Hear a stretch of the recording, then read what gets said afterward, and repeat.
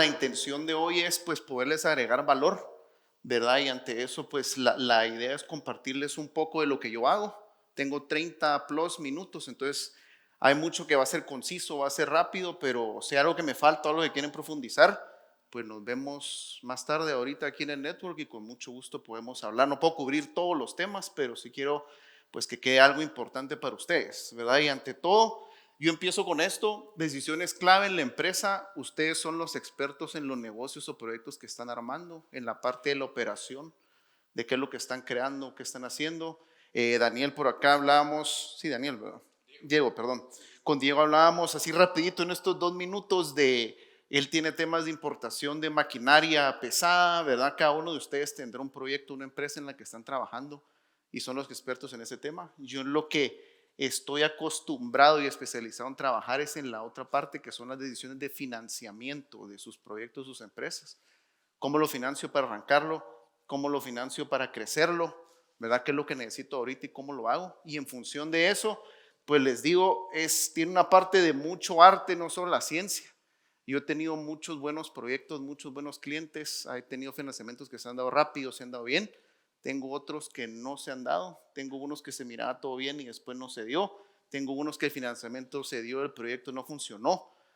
Hay de todo un poco, ¿verdad? Entonces yo la intención de hoy con eso es compartirles ciertos guidelines y recomendaciones, digamos, en función de cómo poder trabajar eso, obtener fondos y prepararse para eso, ¿verdad? Tratando de ser muy práctico para ustedes, que puedan aplicar esto rápido en lo que están trabajando. También compartirles un panorama actual, digamos, el landscape o como que quién es quién en este juego, un mapa situacional y la mentalidad de los diferentes tipos de inversionistas que hay, ¿verdad? Porque hay diferentes tipos de proyectos, hay diferentes tipos de inversionistas también. Entonces, como les decía, voy a tratar de tomar un enfoque relativamente general versus algo muy específico, ¿verdad? Hay demasiado detalle en el que podríamos entrar y no creo que dé el tiempo.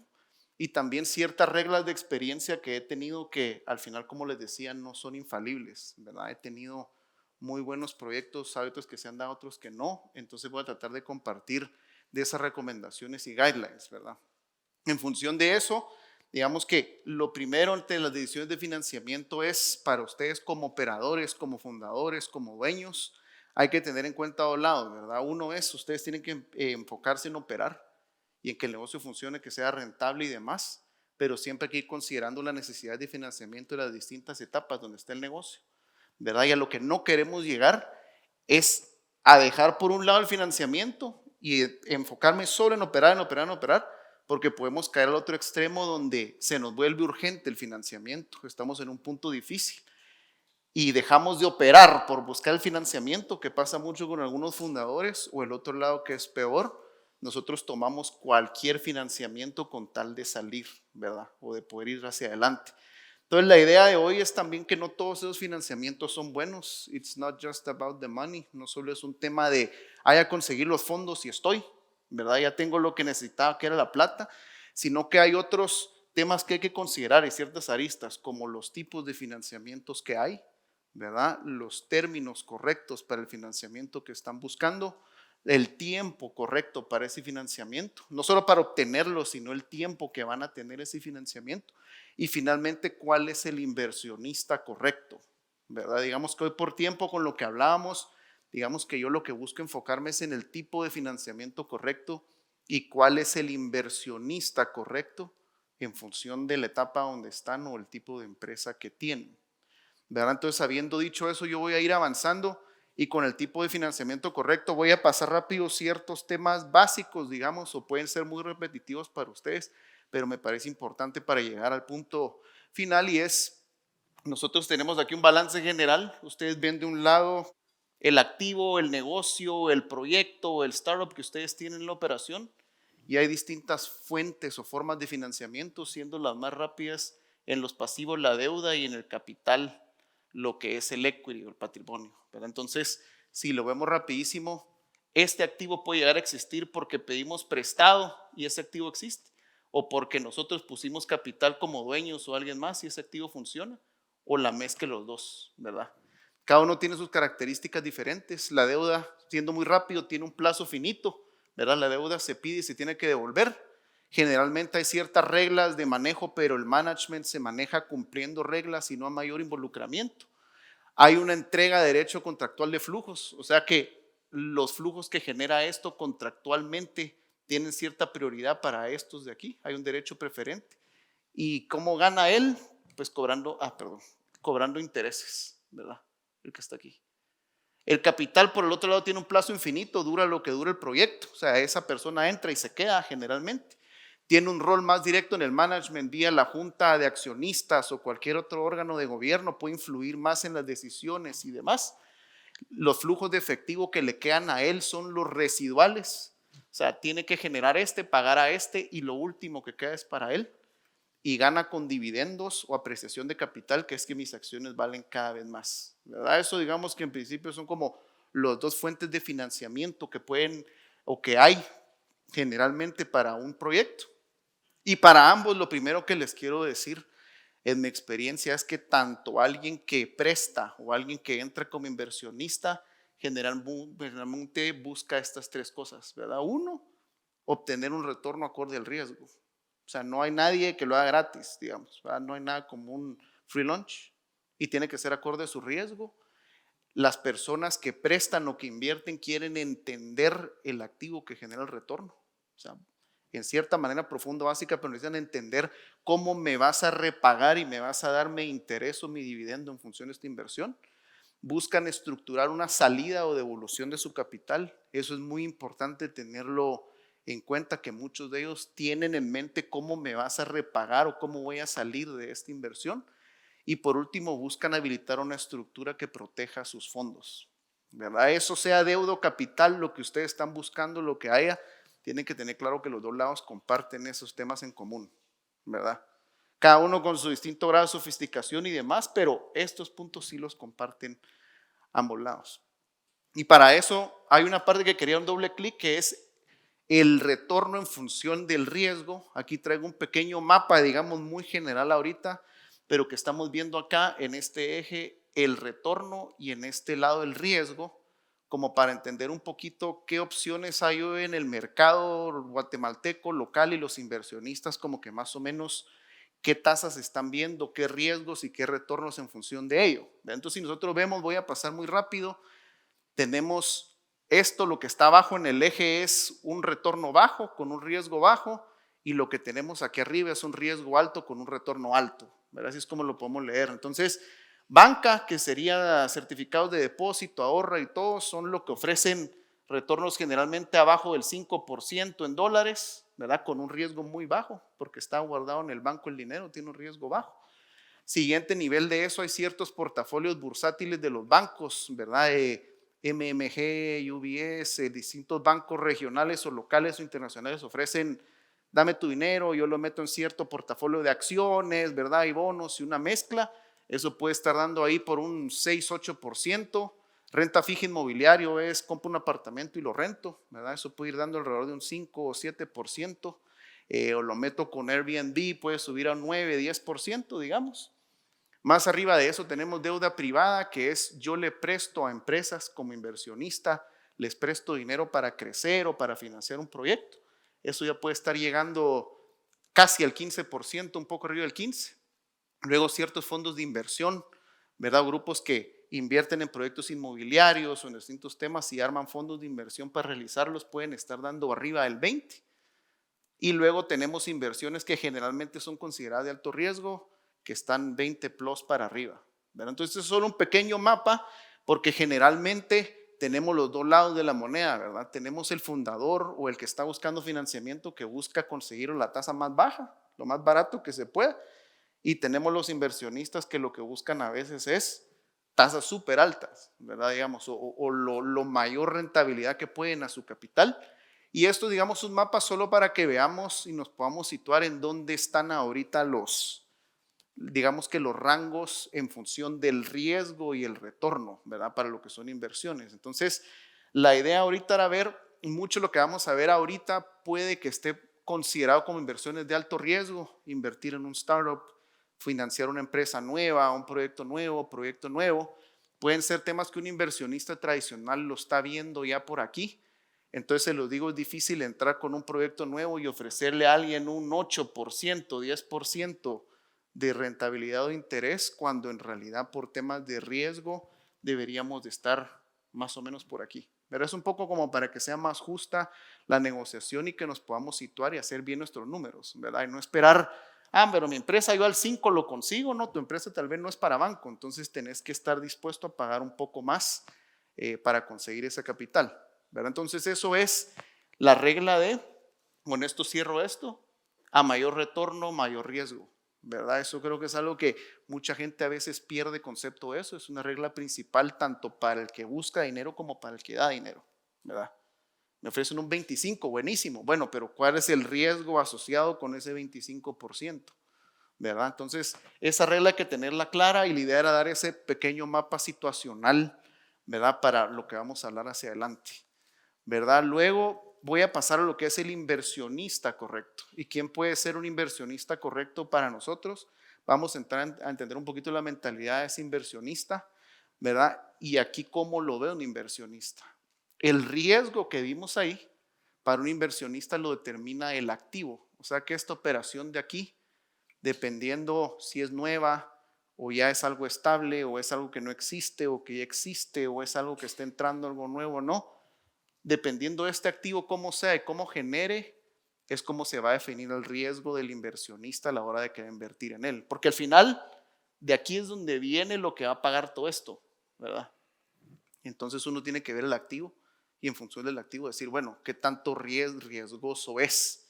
Y en función de eso yo veo si le presto o no, a qué tasa le voy a prestar o no como inversionista, ¿verdad? Entonces, eso es lo importante, el activo define el nivel de riesgo y a la larga uno dice, bueno, ¿dónde está mi empresa o mi proyecto? ¿Cómo sé yo el nivel de riesgo de mi activo? ¿Dónde me encuentro? Y para eso traigo otro mapita situacional que es el ciclo de vida de las empresas, ¿verdad? De los proyectos.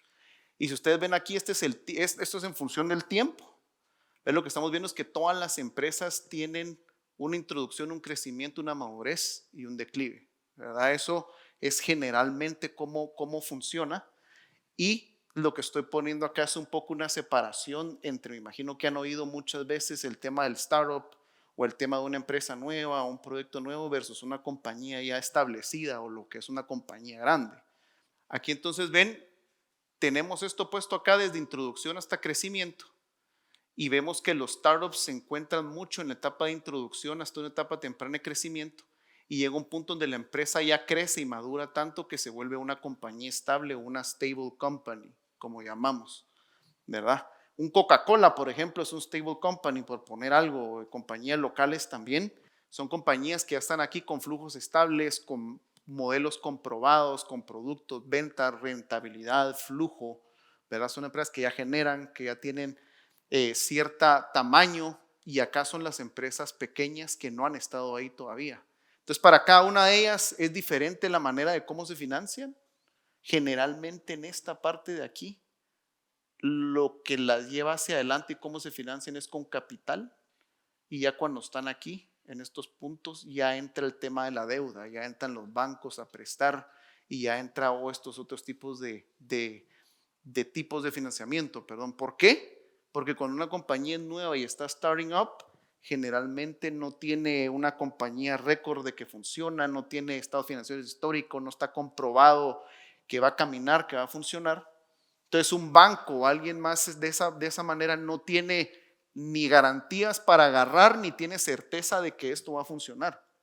Mientras que las que están más adelante ya lo comprobaron y por eso pueden entrar a temas de deuda, ¿verdad? Entonces, aquí en esta parte, si ustedes ya se están identificando, no sé de los que están acá en qué parte están en sus proyectos, en sus empresas o en empresas nuevas, pero ya va dando un poco de la noción de dónde está el inversionista correcto. Es diferente tener un banco como el prestamista, el inversionista, el acreedor, que tener a gente con el capital ahí adentro, ¿verdad? Pero esto es lo primero que quería que viéramos y cómo se separa, ¿verdad? Y en función de eso voy a empezar y voy a dar un doble clic, tal vez me quedo acá, en esta parte de aquí de lo que son los startups. Voy a empezar por acá y voy a entrar a detalle en esto y después voy a dar un poco más de detalle en lo que son compañías estables, ¿verdad? De cómo definir cuál es el inversionista correcto en función de el punto en donde estamos, ¿verdad? Entonces, temas de startups, por ser capital, los que prestan capital son diferentes y generalmente se llama en inglés venture capital, ¿verdad? O capital de riesgo. El capital de riesgo son inversionistas que apoyan a emprendedores en estas etapas tempranas de los negocios, ¿verdad?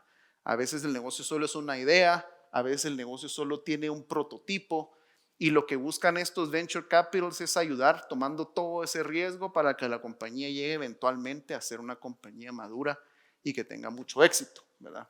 Esos inversionistas apoyan, como decíamos, empresas que no les va a prestar un banco, ni de chiste, no están ahí todavía y que representan una amenaza a lo tradicional o a las compañías grandes o a los modelos de negocio actuales. Entonces ellos se echan el riesgo de ver si esto puede cambiar alguna industria o cambiar algún modelo tradicional y por eso voy a entrar acá, ¿verdad? Y generalmente requieren de 5 o 8 años para llegar a madurez. Entonces, Venture Capital se encuentra dentro de un tipo de activos que se llama Private Equity, si lo han escuchado antes. Entonces, de Private Equity está esto y Venture Capital la parte más de riesgo porque está invirtiendo, buscando en las empresas más inmaduras, digamos, o las más nuevas, por así decirlo, que es la curva que vimos, ¿verdad?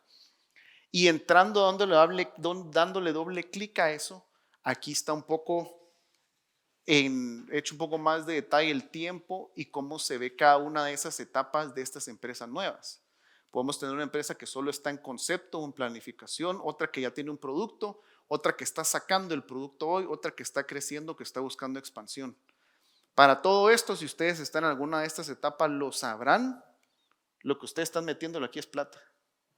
Tiempo, recursos, plata, horas, lo que fuera. Y no les está entrando nada aún porque están desarrollando o viendo la idea o probando y lo que más necesitan es esos financiamientos. Entonces aquí, dependiendo del punto donde estén, pueden entrar diferentes actores. Ahorita lo vamos a ver que vienen desde los famosos inversionistas ángeles, Capital Semilla, Friends and Family, ¿verdad? Esas distintas fuentes de financiamiento que luego entran los fondos de inversión buscando un retorno, pero esos son los que llevan hacia adelante o pueden invertir en estas etapas, ¿verdad? Entonces es diferente y este es el tipo de inversionistas de ustedes están ayer que tienen que entender y tienen que ir tratando, buscándolos a ellos, porque si van con un banco ahorita, primera pregunta de banquero, pues fácil, quiero ver tus estados financieros de los últimos 5 años, ¿verdad? No tengo, o sea, acabo de empezar, ¿verdad? O sea, tengo un mes o estoy probando algo, imposible. Entonces esta gente la que sí habla ese idioma y sí se toma ese riesgo, porque ¿qué te piden de garantía? ¿Que me vas a dar tu carro, tu casa? No, generalmente aquí vamos a ver cómo son esas estructuras, pero ese es el tipo de inversionista que nosotros tenemos que buscar para esta primera parte. Entonces en el startup, como no tenemos producto ni flujos que ofrecer, lo que nosotros damos a cambio de la inversión generalmente son acciones de la empresa, es participación. Entonces el ticket que tiene un fundador o alguien con un proyecto nuevo es mis acciones. O sea, si esto pega y se vuelve algo gigante, se vuelve un Uber, se vuelve un Airbnb, esto yo soy el dueño y le voy a pegar, pero no lo puedo hacer solo. Entonces yo voy a ir dando participación de mi empresa para que me vayan dando el dinero necesario para que yo pueda crecer. Entonces eso el inversionista de Venture Capital, para que sepan, es un inversionista que lo que quiere es participar. O sea, yo me corro el riesgo con vos, pero si le pegas 20, 15 veces el tamaño que tenés hoy, yo también voy a ganar de eso. Pero lo que quiere es esa participación. Entonces lo que usan estas empresas y los inversionistas son rondas de financiamiento. Ahorita vamos a hacer un ejemplo con un infográfico que espero que comparta bien la idea, pero yo voy dando participación porque soy el que me inventé esto en función del dinero que necesito.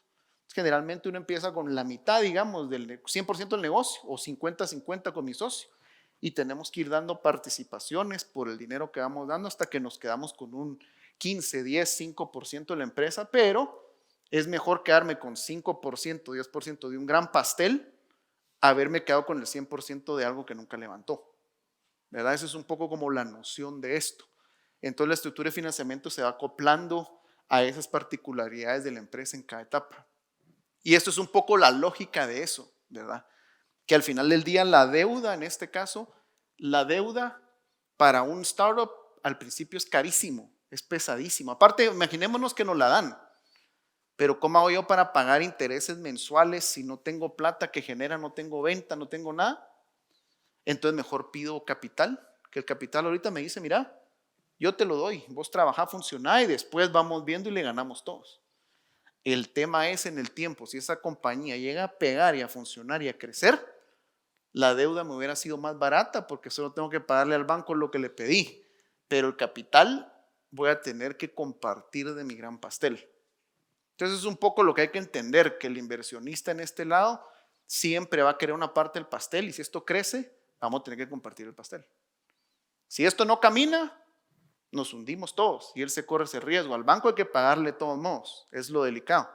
Pero en este caso, si nos va bien, nos compartimos el pastel y mientras tanto, ni te preocupes en ese sentido. Y vos seguís operando, yo te voy a ir dando, pero me tienes que ir dando participación. Así es como funciona.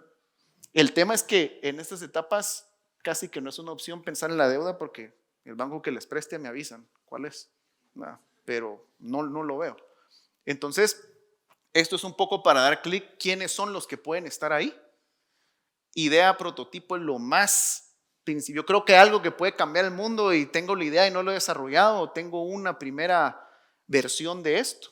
La otra es ya tengo ventas, o sea que ya hay alguien que cree en mi producto o ya hay gente que lo está comprando, pero todavía no tengo utilidad. La siguiente es que tengo un punto de equilibrio y el siguiente es que doy utilidades. En cada una de ellas va a haber un inversionista, un tipo de inversionista diferente que los puede ayudar. La primera parte es bootstrap. ¿Qué significa bootstrap? Yo lo hago solo mucho. Yo todavía tengo mi trabajo, renuncié, de indemnización estoy pagando esto, o voy jalando de aquí, del cuero a los zapatos, no sé cómo es la frase, pero esa, vamos así como, así bootstrapping. De ahí la siguiente es Friends and Family and Fools, decimos a veces nosotros.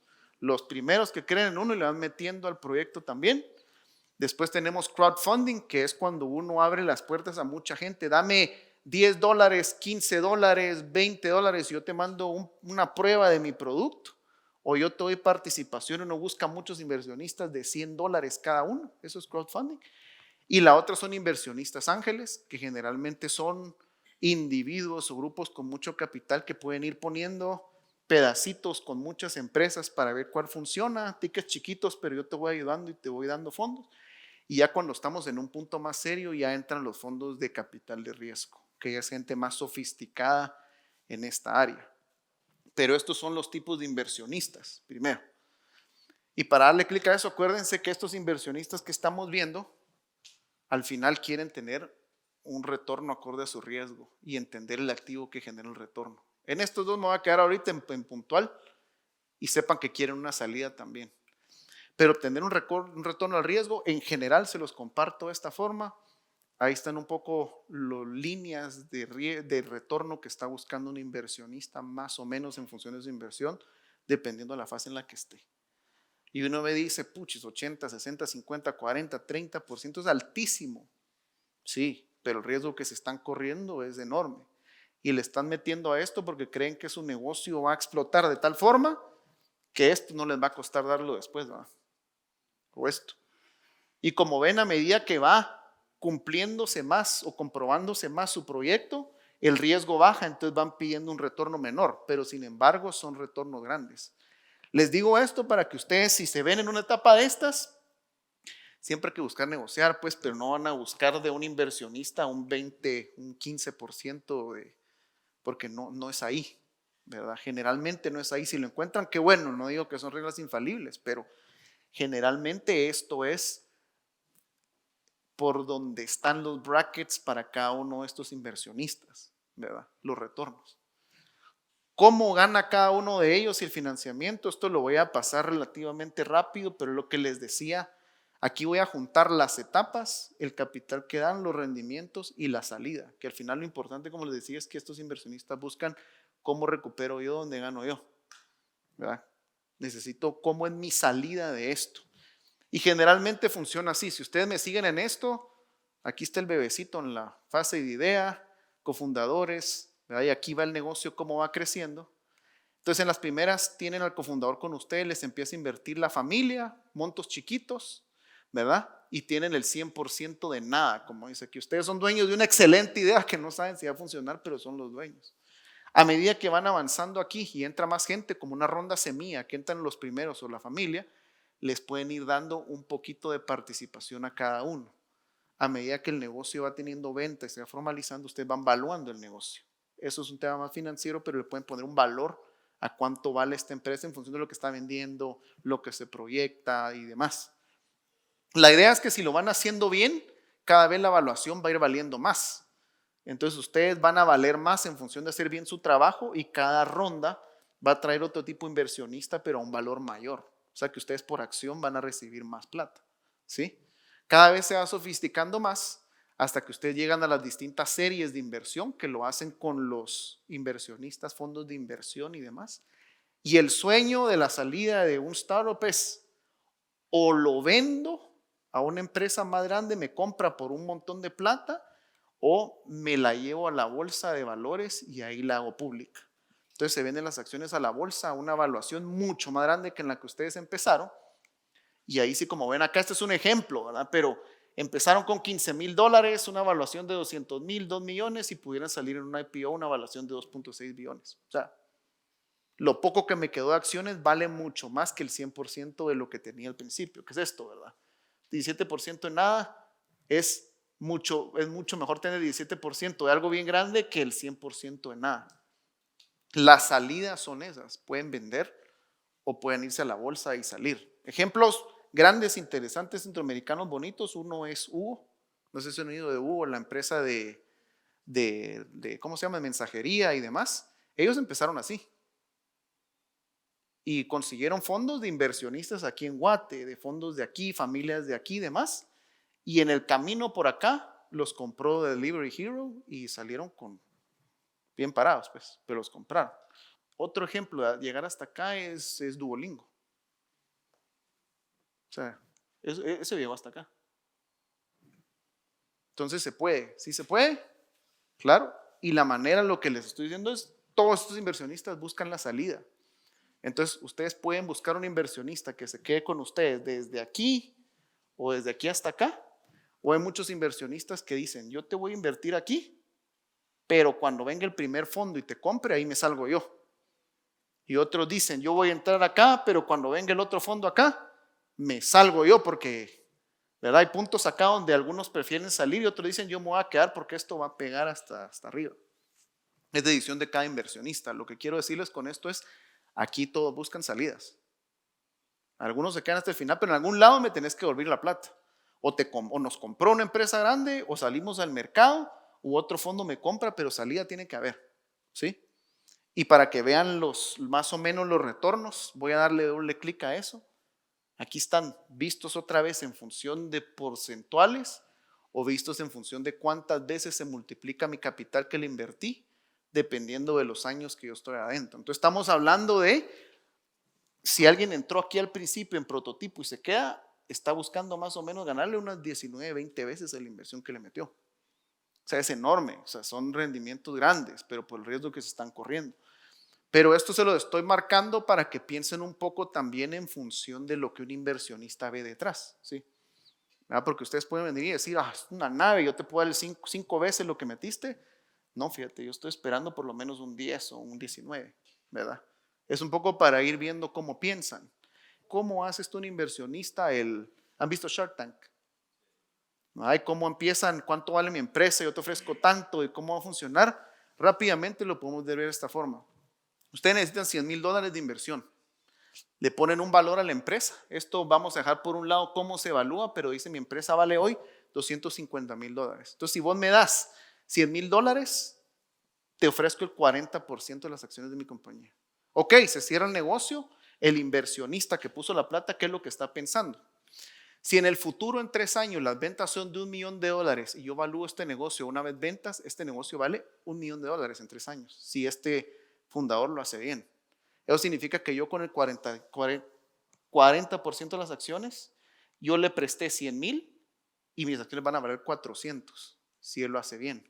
Un inversionista dice, yo le gané 4 veces a esto, ¿sí? Esa es la lógica que un inversionista es en su cabeza rápido en función de lo que ustedes necesitan y lo que se está viendo que pudieran dar, ¿sí? Esto es lo que ellos, la mate que hacen rápido, cuánto va a valer mi acción si esta persona lo hace bien. Y esto muchas veces lo hacen viendo estos factores. No sé si ustedes han visto alguna vez el Business Model Canvas. El famoso cuadrito de cómo armar un negocio funciona. Un inversionista ve y trata de ver estos factores para ver si esto se puede cumplir. Entonces rápido trata de preguntar cuánto vendes, quiénes son tus clientes, tus proveedores, cómo funcionas, quiénes son tus claves, cuántos son tus costos, demás, porque al final lo que él está haciendo, y con eso se los dejo, es esto. De este lado del Canva lo que tiene que ver uno evaluar es que sea deseable su producto. De este lado que sea factible cumplir con la propuesta de valor y de este lado que sea viable, que pueda dar plata. Si yo quiero dar una pizza en 2 minutos a 2 quetzales, tengo que ver quiénes son las personas que desean eso, porque si nadie lo quiere, ¿para qué? Tengo que ver en efecto tener los hornos o los recursos para cumplir mi propuesta de que lo voy a dar en 2 minutos y a 2 quetzales y que me salga rentable. Si alguno de estos no está en coherencia, está por gusto que estemos planteando. Y esto es para cuando empiecen a buscar capital a los inversionistas. Tienen que conocer sus números, tienen que ser coherentes, que es lo que les decía. Yo no puedo ofrecer algo que yo no puedo cumplir, o puedo cumplirlo pero no es rentable. Tienen que ser coherentes en esas 3 ramas que les enseñé. Tienen que demostrar que pueden escalar su proyecto.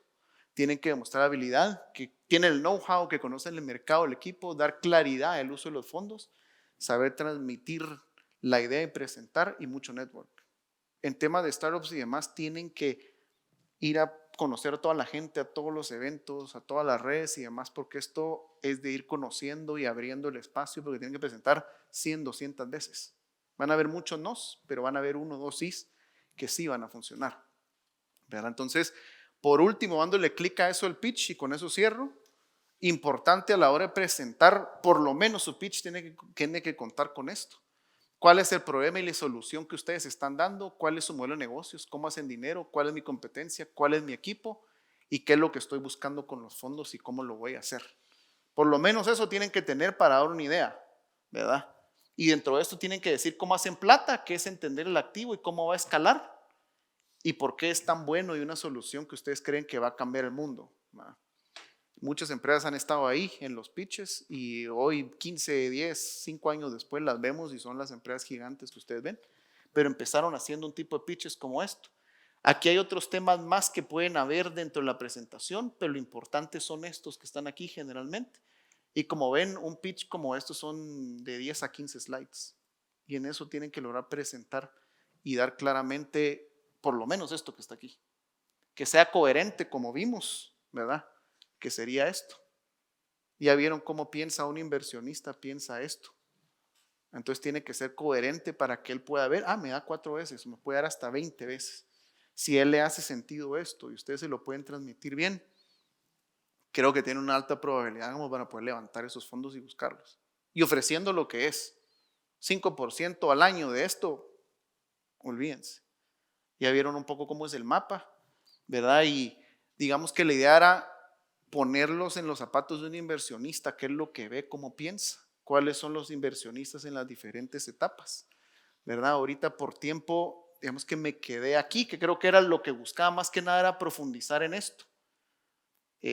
Yo hago mucho de esto también a nivel de consultoría, entonces si alguien tiene una compañía estable, digamos, o está más en este lado y buscando cómo encontrar inversionistas o cómo ser más atractivo para ellos, lo podemos hablar ahorita que terminemos sin ningún problema.